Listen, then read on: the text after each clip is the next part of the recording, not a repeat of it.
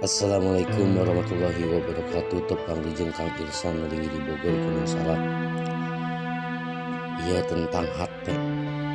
Hate teh jalmi, hate jalmi ya tadi bagi dua. Hiji hate anu bersih, dua hate anu kotor. Hate anu bersih nyata hate hirup.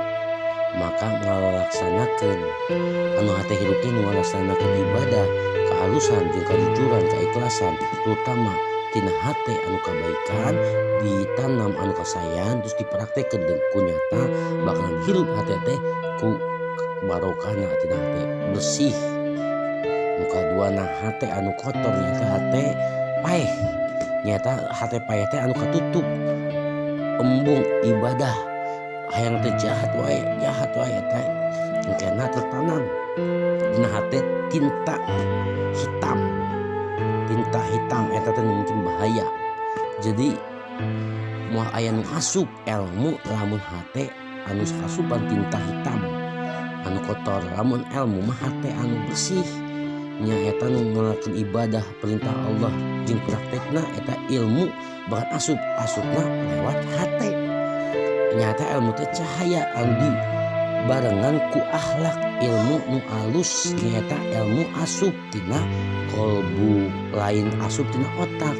Lamun asup tina otak pikiran eta mah eujeung mengingat atau menghafal.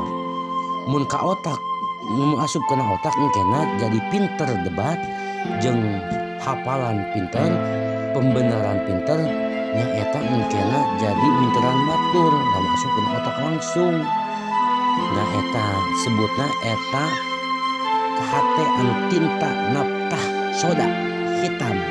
Di Al-Quran aya noda hitam anu tertutup. Nu kadua namun kolbu ilmu asup kena kolbu asup jadi amalan. Lamun asup na eta ilmu tina langsung kena hate bakalan jadi amalan kebenaran, keberkahan. Jadi ilmu bersih kena hate langsung manu asup kolbu. Lamun asup kena langsung kena otak ilmu nyata eta mah pembenaran.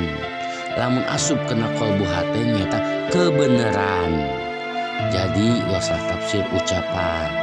Jadi zikir oge kudu di denge ku ceuli nu ngaijajahna kudu aya. Ngaijajahna teh guru asup kena kuping kanan tutup kuping kiri. Nu sae ye asupkeun kena otak turun diasupkeun otak dihafal terus diasupkeun kena hate. Nah dikaluarkeun ku mulut jikiran ge diucapkeun sambil main napas tadi dinya benteng.